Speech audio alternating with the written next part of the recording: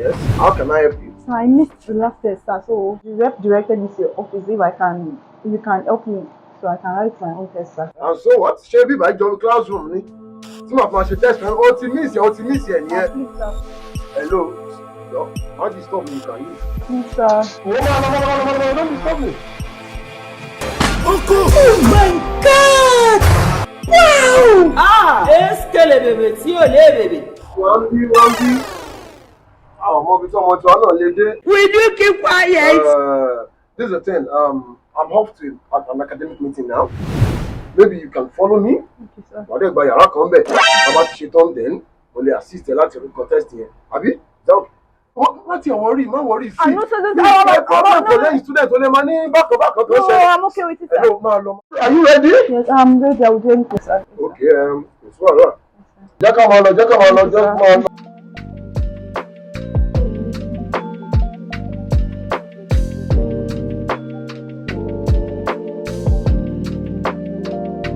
Hi there, my name is Eran Iya Osogbo, popularly known as Prof Ara.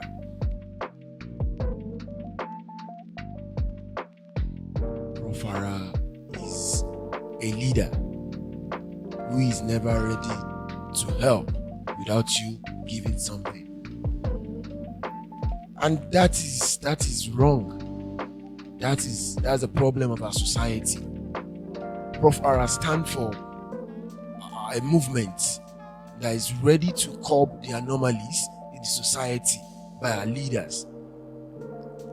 Most of our leaders can't help you without picking something. Most especially our academic sector. All these lecturers, amateur, without. And it's becoming rampant.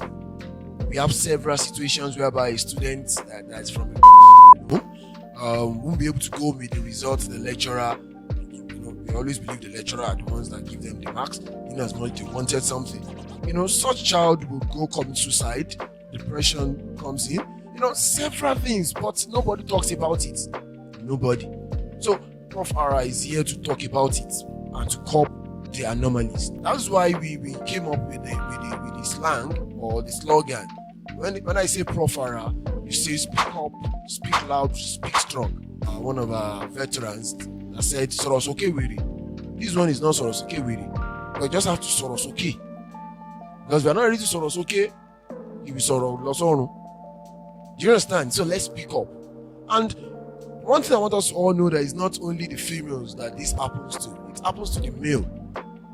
I have seen female lecturers that was making advances towards a male student. I'm talking from experience. But who will I tell? Nobody will believe me. So it's a lie. It's fabu. But this is not fabu. It's happening. So before it gets to your own doorstep, let us become together and let's curb it. Thank you. Yes, my educational history. Well, I went to several schools. Like my mother transferred from one place to another. Well, but basically, what I use on my CV, my primary school days, I attended Command Children's School, Mokola. From there, I went to Tunato International School, or MHG. From there, I went to Manuel College, UI. I left there. I went to Ishel Luwa Montessori at Total Garden. From there, they said we should go and do sciences, and I don't like sciences. I went to Oladipo on this School of Science. It happened to be the first set. But then my life is not attached to sciences. So I later, after wasting 3 years, I went back to Methodist Grammar School, Jewelry, to start from SS1 again in art class. This story that I'm telling is a big one. I started from SS1 to 3 again in art class. From there, I started applying to theater art, being my passion. So, but Jam was actually post-Jam naming. It wasn't Jam. I wrote 8 Jams before I got my last admission. So I went for diploma in theater art and in UI. I was still applying for Jam, trying to enter for degree. So at the long run, I didn't make the admission for degree. So I felt okay, I must still go for my degree. So later on, I went for an affiliation to University of Ibadan to study English education. Because English education also has theater and drama, literature and the like, so it's still correlates. So that's when I ended up. That's my last education I had. That's the last education I had. But I've done several certificate courses. I've went for master classes. I've attended multi-choice master class in audio and sound at Lagos. I've attended several master classes and film schools. Presently, by God's grace, I'm the head of school of Tinimash Arts and Film Academy around Joyce P. Mobile in Ibadan here. And we're starting our second set soonest. So what else do I have to say? Well, everybody do ask this. I'm the grandson to Oyin Adejobi, the woman you all call Eran Iya Osogbo. It's an opportunity for me to be from that family. So I happen to be the only grandchild to Iya Osogbo that is into professional and academic theatre. Thank you.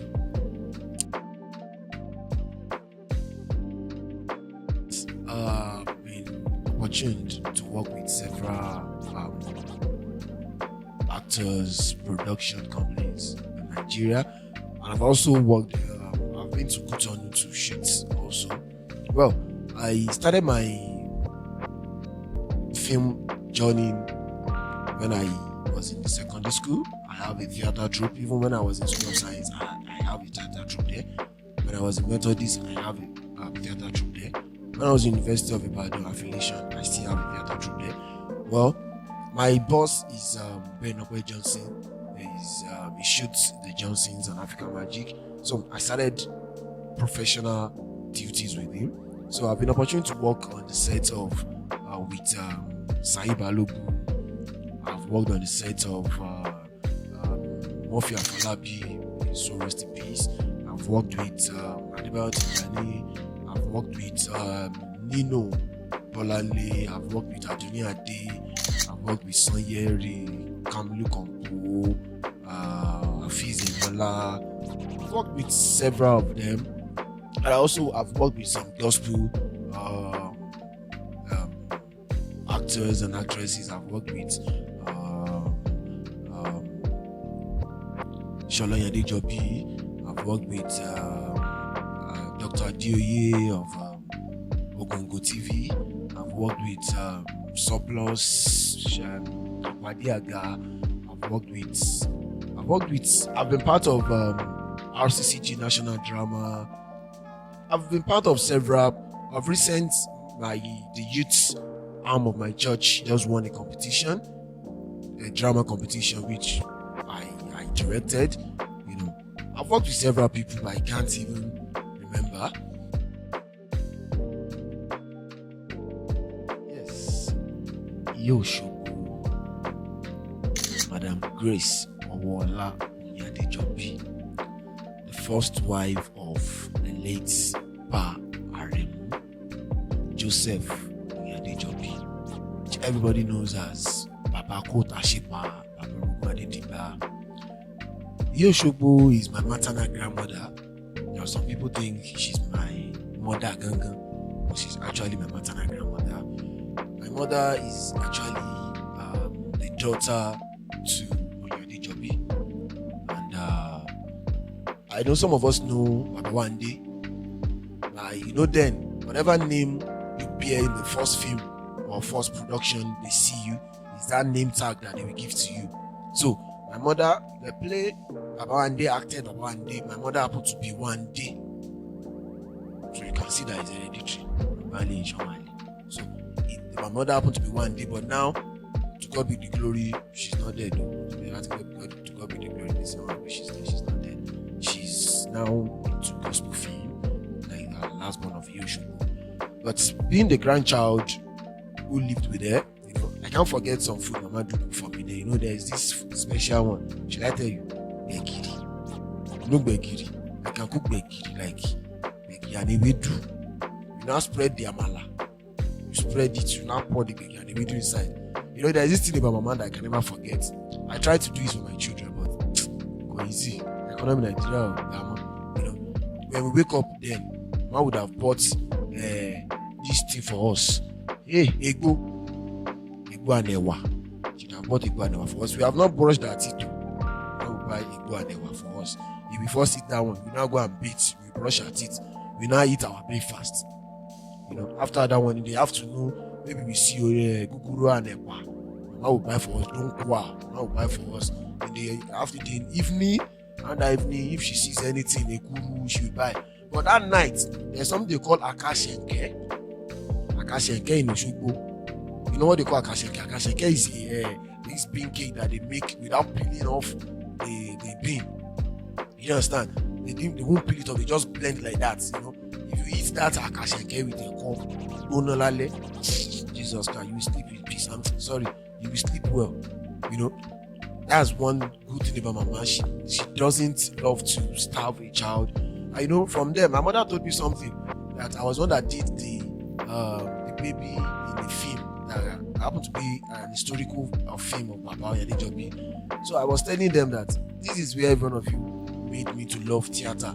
You know, from childhood, I've been featured in several productions. So as I was growing up, I just love it. There's not everything I'm doing is just theatrical. When they asked me to go to school of science, I said, no, I don't like sciences. Let's just go. Maybe I can cope, but I can't cope. Science is not my life. Theater is my life. I'm even theater myself. You understand? So Iya Osogbo is someone that loves her children. She loves her grandchildren. She loves her great grandchildren. You know, there's this thing she does with my child. Mon shubu. What is mon shubu? You know, she doesn't love you to get old. She doesn't love you to get wounded. You know, she's just close to my heart. As after my mother, my grandma, I love her like no tomorrow. You know, thank you.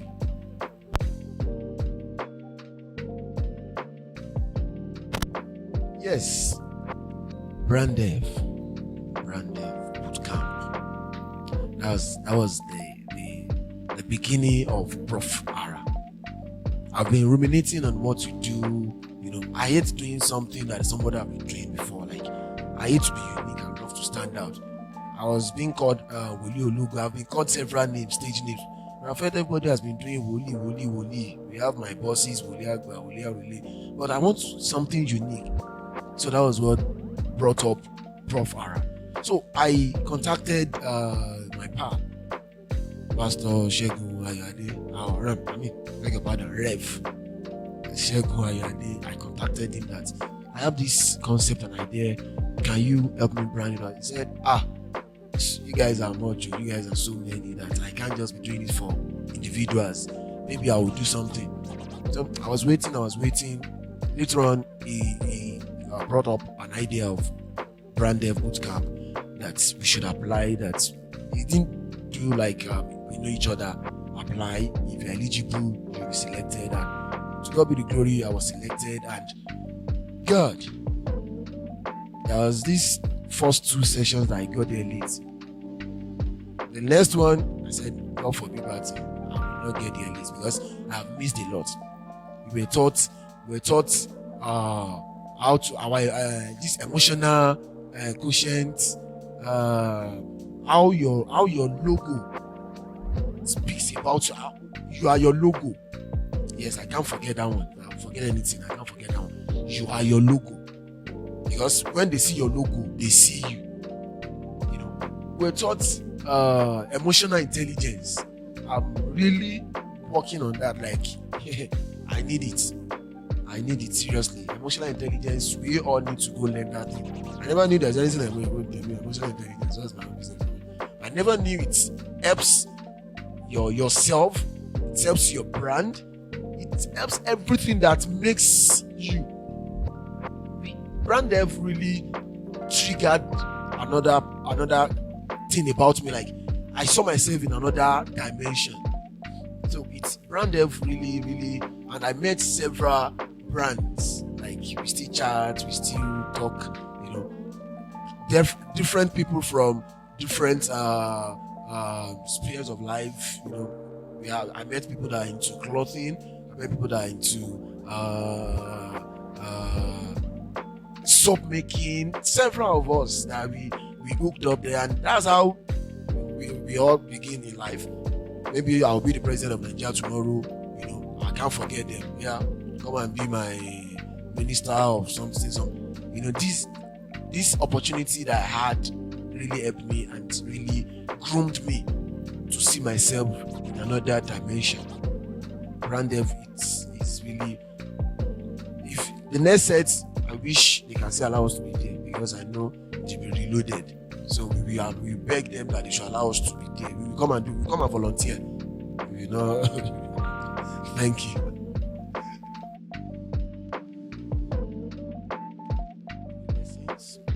One, the emotional quotient. There's this particular one.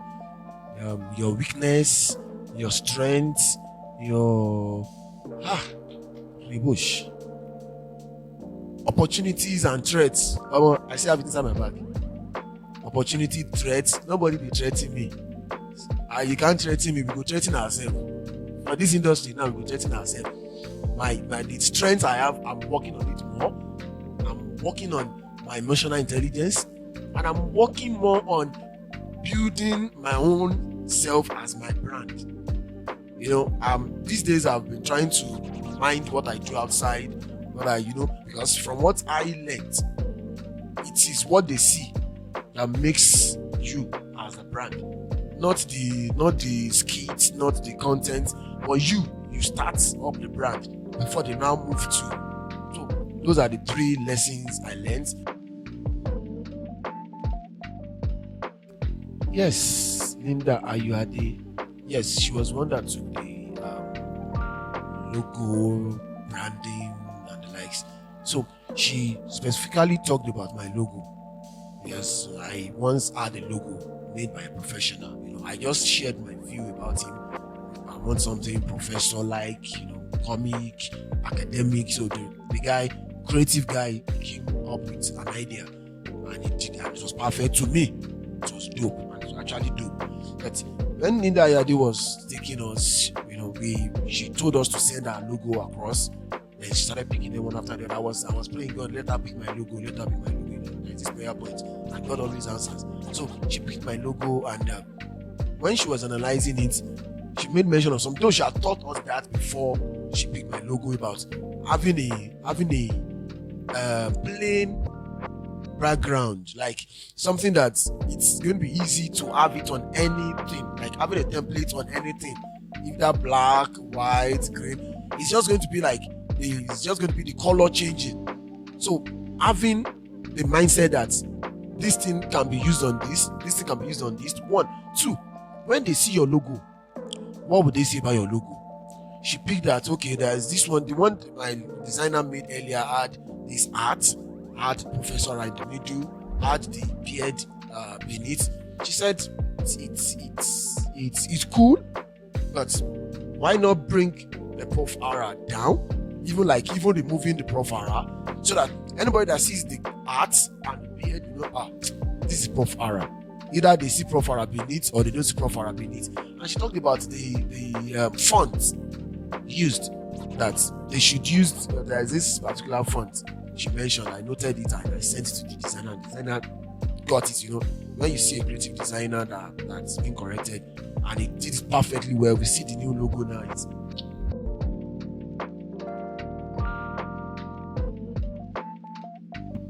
Yes, you did ask this question when the court was about to come to an end, and I said something.